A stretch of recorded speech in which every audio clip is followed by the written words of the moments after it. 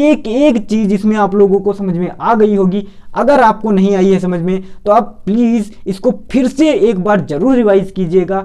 बहुत ही मस्त मतलब कि इस तरीके से समझाया गया है, आपको ना ही कभी एम्पियर भूलोगे क्या होता है, क्या धारा होती है, क्या इसका मात्रक क्या होता है, क्या सेकंड, कुछ भी नहीं भूलने वाला है। तो आई होप आप लोगों को ये बहुत बढ़िया समझ में आ रहा होगा।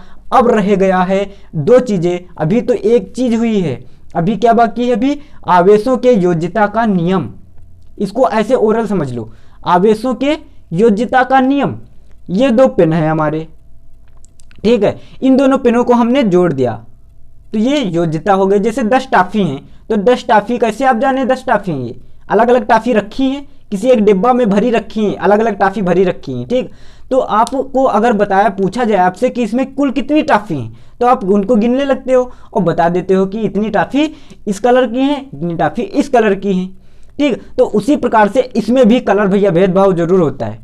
भेदभाव कैसा, इसमें भेदभाव इसका होता है कि ये निगेटिव होता है और पॉजिटिव होता है, दो प्रकार का चार्ज होता है, ठीक। तो इसमें इसलिए भेदभाव का मतलब होता है कि जैसे इसका योज्यता का नियम समझ लीजिए, ठीक, उसमें डिब्बा टाफी रहा है और इसमें क्या होगा, इसमें एक निकाय होगा कि यदि कोई निकाय, मान लीजिए ये कोई निकाय है, ठीक, क्या है, एक निकाय है, यदि कोई निकाय, ठीक है, कई आवेशों से मिलकर बना है, कई आवेशों से मिलकर बना है, ठीक है, कई आवेश, ठीक। यदि कोई, लिख लीजिएगा आप लोग, मैं बोले दे रहा हूं कि यदि कोई निकाय कई आवेशों से मिलकर बना हुआ है, ठीक है, तो उसका जो कुल आवेश होगा वो इन निकाय में उपस्थित सभी आवेशों के बीजगणितीय योग के बराबर होगा।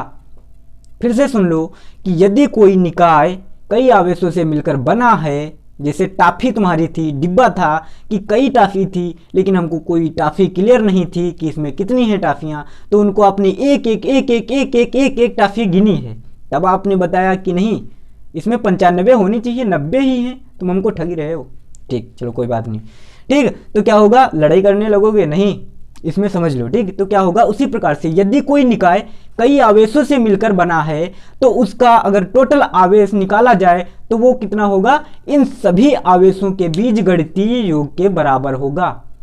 अब बीजगणितीय योग क्या होता है, तो बीजगणितीय योग भैया उसका यही कहा जाता है कि बीजगणितीय योग का मतलब होता है कि अगर कोई माइनस का है और यदि कोई प्लस का है तो सभी को माइनस वाला माइनस लिखो, प्लस वाला प्लस लिखो और उनको जोड़ो जरूर, ठीक। जैसे ये देखो कोई निकाय मान लीजिए इस पर कितना है, एक पर एक है +1 और एक है +2 और एक है +3, एक है -1, तो इन सभी को अगर निकाय का अगर कुल आवेश पूछा जाए तो कितना होगा, तो कुल आवेश का फार्मूला ये होता है कि Q बराबर, ऐसे कह सकते हो कि जो टोटल आवेश होता है वो कितना होता है, ये Q बराबर जो Q कैपिटल बना लीजिए, Q = सिग्मा Q स्मॉल, ठीक, कि मतलब जो किसी निकाय का जो कुल आवेश है वो सिग्मा क्यू के बराबर होता है।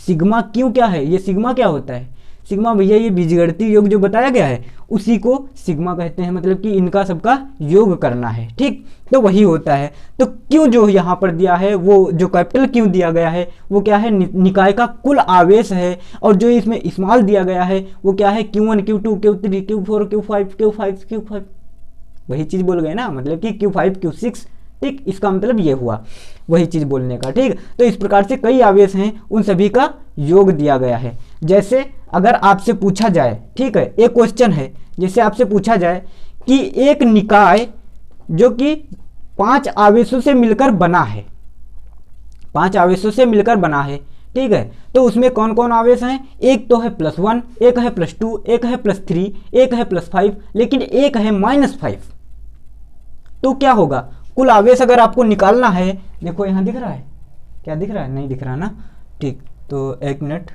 मैं इसको मिटा दे रहा हूँ, एक मिनट थोड़ी देर रुकिए, एक मिनट इसको मैं हटा दे रहा हूँ थोड़ा, ठीक। अगर कोई आवेश है, मान लीजिए कोई आवेश है, वो कई मतलब कि निकाय है जो वो कई आवेशों से मिलकर बना है, ठीक, क्या है, कई आवेशों से मिलकर बना है, ठीक है, मतलब कि कई आवेश का मतलब है अगर उसमें कितने हैं आवेश, अगर उसमें 5 आवेश, मान लीजिए कि 5 आवेशों से मिलकर बना है, मतलब कि +1 है और +2 है, +3 है और -4 है, 5 है, ये कूलाम है भैया, ये ध्यान रखना, ठीक है, इतने कूलाम के, ठीक, और +4 दिया गया है, इतने आवेश दिए गए हैं। तो इनका अगर टोटल आवेश पूछा जाए कि इस निकाय का टोटल आवेश ज्ञात करो, तो टोटल आवेश का क्या होगा, टोटल आवेश को क्यों कैपिटल से कहोगे, और इन सभी का सिग्मा क्यों होता है, सिग्मा का मतलब बीजगणितीय योग, और बीजगणितीय योग करोगे तो कितना हो जाएगा, +1 +2 +3 और -5 और +4। तो इनका देखो टोटल कितना आया, 3 3 3 6 6 4 10 10 -5 मतलब कि आ गया 5, तो कितना हुआ 5 कूलाम। तो निकाय का जो कुल आवेश हुआ वो कितना हुआ, 5 कूलाम। एक चीज ध्यान रखना, क्या कि अगर कोई निकाय है, ठीक है, मान लीजिए कि निकाय है, तो उसका अगर टोटल आवेश निकालोगे तो कितना होगा, 0 होगा। अब यहाँ पर तो बात फंस गई, यहाँ पर 5 तुमने कैसे निकाल दिया, तो भैया 5 ऐसे निकाल दिया कि उस पर या तो उसने चार्ज दे रखा है, क्योंकि यहाँ पर कितना का आया, प्लस का आया है, तो प्लस का आया है मतलब कि वो क्या है, निकाय, इतने चार्ज उसके पास अभी उपस्थित हैं, इसने मतलब कि निगेटिव नहीं है, इसने चार्ज लिया नहीं है बल्कि इतने चार्ज उसको दे चुके हैं, ठीक। तो इसी का कारण इस पर क्या है, 5 जो चार्ज है तो वो अभी भी उपस्थित है। लेकिन अगर इसका वो 5 जो उसने किसी को दिया है वो भी अगर मिला दोगे तो निकाय का टोटल आवेश 0 रहेगा, और हमारा जो संरक्षण का नियम है वो क्या हो जाएगा, अलाउ, मतलब कि फॉलो हो जाएगा इस पर, ठीक। तो आई होप आप लोगों को ये भी समझ में आ गया होगा कि टाफियों का योग कैसे होता है। टाफियों का योग मतलब कि इसका आवेश का बीजगणितीय योग क्या होता है और कैसे किया जाता है। अब बात आती है एक क्या, कि इलेक्ट्रॉन का जो वो उसको क्या कहते हैं, देखो आवेश का इलेक्ट्रॉन, ठीक है, आवेश का जो सिद्धांत है, इलेक्ट्रॉन सिद्धांत, वो क्या दिया गया है। तो उसमें भैया ऐसे मतलब कि समझ लीजिए थोड़ा, और अगले वीडियो में हम पूरा डिटेल से आपको बता देंगे, ठीक। क्या होता है कि जैसे कोई निकाय है, मान लीजिए कोई पदार्थ बना है, ठीक है, तो क्या होता है कि कई परमाणुओं से मिलकर बना होता है कोई, ठीक है। तो जो परमाणु होता है तुम्हारा, वो क्या होता है, उसमें जो एक न्यूक्लियस होता है जिसको आप लोग कहते हैं कि नाभिक जो होता है, ठीक। तो नाभिक के अंदर क्या होता है, एक प्रोटॉन होता है और एक न्यूट्रॉन होता है, ये आप लोगों ने नाम सुना होगा, ठीक है। तो एक प्रोटॉन होता है, न्यूट्रॉन होता है। तो न्यूट्रॉन पर तो चार्ज होता ही नहीं, वो तो पहले से है, कह रहा है कि हम न्यूट्रल हैं, न्यूट्रल हैं, न्यूट्रल हैं, हमारे पर कुछ ना करो। तो वो न्यूट्रॉन न्यूट्रल होता है, मतलब कि उस पर आवेश नहीं होता है। लेकिन जो प्रोटॉन होता है वो धनात्मक होता है, इसी के कारण जो तुम्हारा नाभिक होता है वो क्या हो जाता है, धनात्मक हो जाता है। लेकिन जो तुम्हारे इलेक्ट्रॉन होता है उस पर माइनस चार्ज होता है, और वो क्या करते हैं, वृत्तीय कक्ष में उसके नाभिक के चारों ओर क्या करते हैं, चक्कर लगाते रहते हैं, चक्कर लगाते रहते हैं। अब ये चीज सोचो कि एक आवेश ये तुम्हारा नाभिक है, और यहाँ से एक यहाँ पर चक्कर लगा रहा है, एक इसमें चक्कर लगा रहा है, एक इसमें चक्कर लगा रहा है। तो जैसे जैसे इसकी कक्षाएं, इसके सेल बढ़ते जाएंगे, वैसे वैसे क्या होगी, इनके बीच जो अट्रैक्शन होगा, यहाँ पर रखा है और फिर यहाँ पहुँच जाए, तो यहाँ का जो अट्रैक्शन होगा वो क्या हो जाएगा, धीरे धीरे कम होता चला जाता है। अट्रैक्शन क्या होता है उनके बीच, धीरे धीरे कम होता चला जाता है। जब अट्रैक्शन धीरे धीरे कम होगा तो क्या होगा, आपने क्या कहा, मौका का फायदा हम उठाएंगे जरूर, छोड़ेंगे नहीं। तो क्या होगा, आप आयो और उसके बीच पहले से अट्रैक्शन वैसे हो बहुत दूर है, ठीक। और आप आए ऊपर रिग गिदे हो, कस कर रिग गिदे हो, और ऊपर क्या कर दे हो, घर्षण। तो घर्षण की वजह से क्या हुआ, तुम्हारी ओपन का हुआ, चार्ज हुआ, इस पर आवेश आएगा। आवेश कैसे आएगा, यही इलेक्ट्रॉन जो तो दूर भागत जा रहा है, और इसका तुम बीच में पकड़ के यहाँ अपने ऊपर बैठा ले हो, मतलब कि इस पर जब रगड़े हो तो जो इलेक्ट्रॉन था उस पर आकर्षण कम था नाभिक से, इसलिए वो तुम्हारा जो ये था क्या, ये जो चार्ज था यहाँ पर आ गया, मतलब कि इलेक्ट्रॉन उठकर इस पर आ गए। तो इस पर कितना जब आएगा, जब आ जाएगा तो हमने कर्जा ले रखा है, मतलब तो इस पर निगेटिव चार्ज आ जाएगा, उसने दिया है तो वो पॉजिटिव रहेगा, ठीक।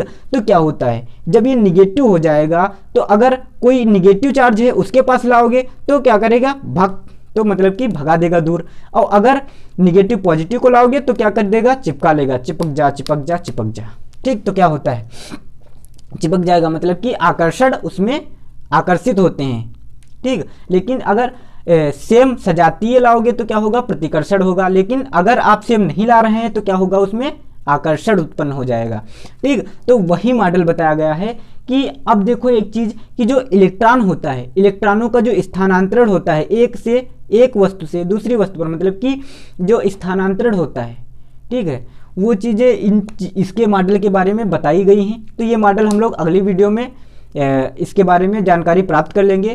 So thanks for watching this video and please like share और कमेंट ज़रूर करिए कि इसमें कोई अगर आपको प्रॉब्लम आ रही है तो मैं उसको